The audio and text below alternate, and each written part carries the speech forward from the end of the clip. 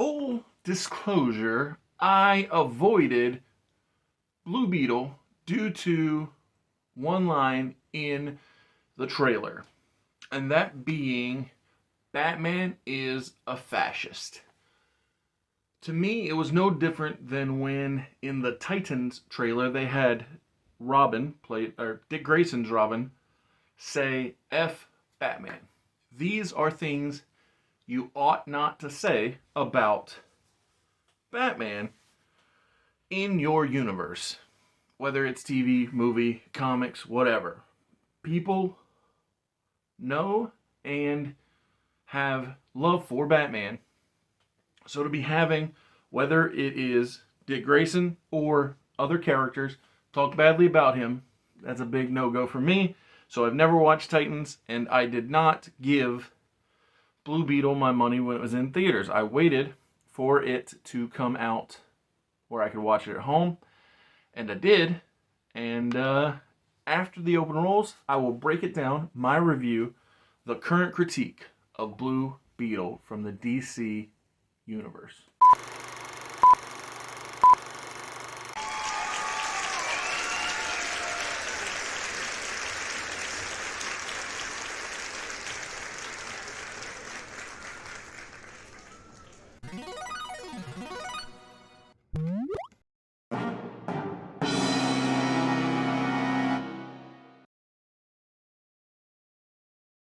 Blue Beetle was released in 2023, ran 2 hours and 7 minutes. Miss Cord showing up to a frozen dig site with sketchy bad guys and a nerdy scientist dude is a nice way to introduce this world. It's beautiful, and I really like the title graphics. In the graphics, we see Ted Cord is missing, and that Victoria Cord, the Miss Cord that we saw in the open, is running Cord Industries. Jaime Reyes seems to be returning home from college. Pretty cool. His uncle is played by George Lopez, and he is paranoid that the government is watching him, but he's probably right. Right? The Reyes family are crazy. Losing the house, the business, the father's in failing health. But hey, at least Jaime has a piece of paper from a university. Way to go, family. Jaime is delusional as heck. I have a degree. I'll not just get a job, I'll get a primo job. Yeah, keep dreaming, kid. Jaime and his sister are cleaning the Cord beach house. Victoria is the sister of Ted Cord, but Ted Cord's daughter, Jennifer, is calling out Victoria about the OMAC, the one-man Army Corps project that her dad had shelved. Susan Sarandon, who is great at being bad, she's playing Victoria Cord. I find it amusing that Victoria called Jaime's sister Toilet. Like, she used the rich folks' bathroom, so she called her Toilet, which was, I mean, it was a choice. Jenny Cord is giving Jaime her number because not all the Cords are dicks, as she puts it. It's pretty nice so far. I like Jaime. His sister is a bit of a pain, but that's just the contentious nature of brother-sister relationships, so it's good. It's fun. It's cool that Jaime went to Gotham University. I think Mr. Reyes is pretty cool, and he's like a Pa Kent so far. Just a good father figure. Everyone has a purpose, you just haven't found yours yet. What is your purpose? I'm still searching. That's what Jaime says when he's told that everyone has purpose. And obviously, just from the trailers and knowledge of the character, his purpose is to be the host for the Scarab. The next day, Jaime gets dropped off at Cord Industries by his whole family, and they are super embarrassing. Again, another fun family outing showing off how positive this film and the universe can be. something we were sorely lacking in the Zack Snyder world, which was positivity. Cord Industries is gorgeous. We see that Latino scientist dude from the cold field mission, and his badge gets swiped by Jenny Cord, and she goes on to steal the scarab from her own family's company. Jenny put the scarab in a big belly burger box. The scientist dude reminds me of Jack Black when he freaks out. It's pretty fun. Jenny gives Jaime the big belly box or burger box, telling him to guard it with his life. At the house, the whole family dogs Jaime about him not opening the box. And so, of course, Jaime opens the box and the scarab attacks him very aggressively. This family is so relatable. I think because I grew up without money, and these folks are they're feeling the struggle real obviously. The first appearance of Blue Beetle it's impressive. I really like how visually pleasing this movie is, and it's also managing to stay positive, which is such a great development for the DC Universe, because I see it as a positive world, but man, the filmmakers have struggled with that. The people who made this movie, they did very good at making it just so pretty, which is, it's a plus. The fight suit test reminds me of a little bit of like when the Iron Man suit was being tested, but also it reminds me of when Billy Batson and Freddie Freeman were testing out Shazam's powers. So those aren't insults, those are compliments, because Iron Man and Shazam are two very good movies. And I'm a big fan of the suit when it cut the bus in half. There's just a lot of positivity happening early on. Jaime passing out reminds me of Spider-Man when he first got his powers. Again, another nod to something that people enjoy, being the Tobey Maguire Spider-Man movies. This movie definitely feels like a love letter to superhero films. Uncle George Lopez, his name's Rudy, he's freaking out about the government being in bed with Cord Industries. And his mom being deported or something, I don't know. And he might be right about the government and the Cord, and I don't know, whatever. It's fine. George Lopez is fine. Jaime drives to Cord, and Jenny is on the run. Jaime takes Jenny to his family's house. This is one of the very convenient things that occur, but it's fine. It's a movie. Can't be perfect. Sometimes convenient things do happen in life, so it's all good. I'm such a fan of Papa Reyes. He is the glue of this family. Not for sure how I feel about George Lopez so far. He isn't too irritating, which is what I was worried about when it came to the trailers. But I don't know. I know that line is coming about Batman, so we'll see. I dislike that, just like how I don't like Dick Grayson saying F Batman in Titans, I know that I don't like Rudy calling Batman a fascist. Man, Victoria Cord, Susan's playing this villainous role of Victoria Cord just so well. She is manipulative, and this whole OMAC bad guy, good stuff.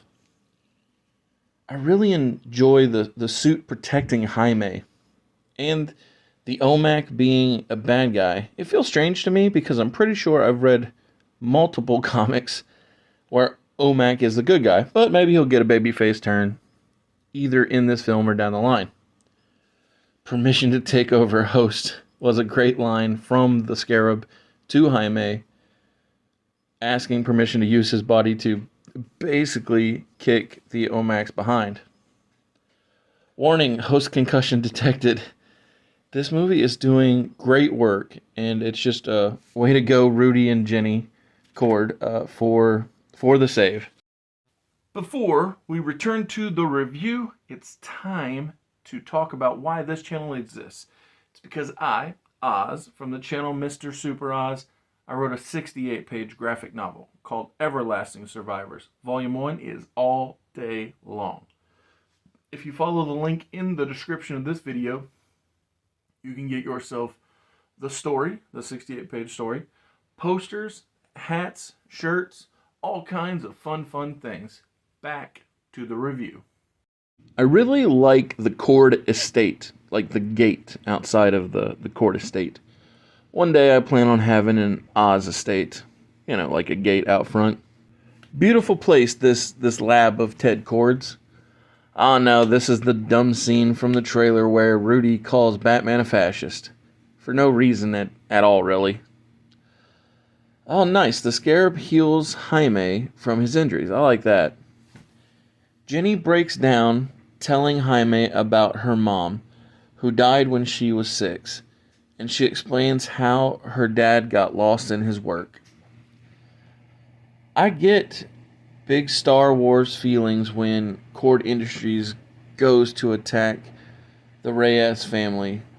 This is how I assume it went when Luke wasn't home and his aunt and uncle got taken out back when he was trying to... I forget, what was his thing he wanted to go to town for? I forget, but anyway, he wanted to go to town. He came back and everything went to crap. I love when Jaime jumps off of the roof to get the Scarab to come out and help. Unfortunately, the house is going to get burnt down. They accidentally knocked over a candle. Blue Beetle is also reminiscent of John Connor and the Terminator, since Jaime keeps telling the Scarab not to kill, just like John Connor did with the Terminator in Terminator 2 Judgment Day. Oh no, Papa Reyes is going to not make it through this. He's going to get that Pa Kent treatment.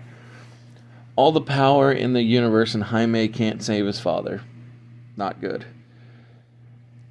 Can't believe it. This is just about the halfway point.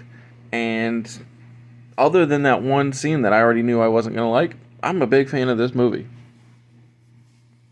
Ted Cord's technology is so nice. I love that the family is coming to save Jaime. Way to go, Reyes family. Oh, and Jenny Cord, she's not quite Reyes family, but, she's also helping out the hero. This movie is so much better than The Flash, which, I guess isn't saying much since I was not a fan of that movie at all. But it's just nice to have positive feelings toward DC, my preferred comic franchise. So far, I feel as if this could be in the top 5 of DC movies, which again, I guess isn't really hard when, I'm a fan of Shazam 2, Aquaman, Wonder Woman. Those are really the only other ones, so I mean, even if it was just number 5, it's not hard to make the top 5.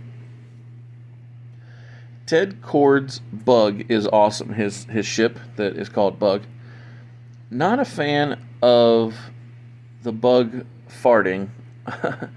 I would have preferred it be called bug gas or beetle spray instead of the bug fart.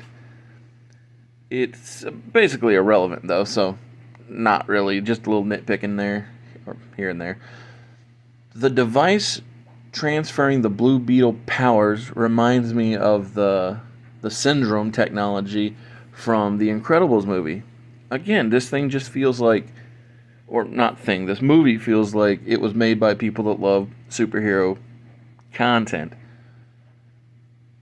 And Jaime seeing his dad brings me back to that Spider-Man the Animated Series finale where Uncle Ben comes to talk sense into the other world Peter Parker, the one that didn't have an Uncle Ben. I love Jaime's dad. This climax just feels right. OMAC at full strength is a whole new level of dangerous.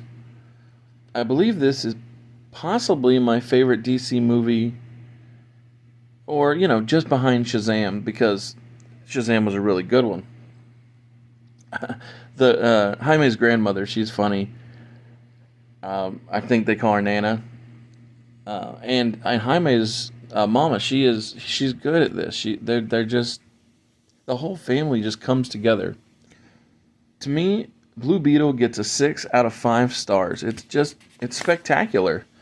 I love this family. I wish OMAC would have gotten a Todd McFarlane figure upon seeing the film, because I believe the original release of action figures for the wave were just like 4 different Blue Beetles, which was weird, but whatever. During the final fight, I began to think about Todd McFarlane's toy line for this movie, and I had to look it up. But yeah, OMAC did get himself an action figure, and the design is cool. It's not a traditional OMAC, obviously, from the comics, but it's really cool. I mean, Jaime always has a great design. I didn't see Jaime getting stabbed. It was smart booking when it comes to the fight, and the Scarab isn't able to heal him quick enough in the big final fight. I enjoy that the family is able to protect Jaime long enough for him to get the upper hand on OMAC, and then the Scarab, who has learned not to kill humans, actually talks Jaime out of doing the deed by showing him, Jaime, what the man inside the OMAC suit went through before this fight. And thus, the Scarab and Jaime are on the same page not to kill OMAC. Except, I'm pretty sure, yeah, he's going to take out Victoria.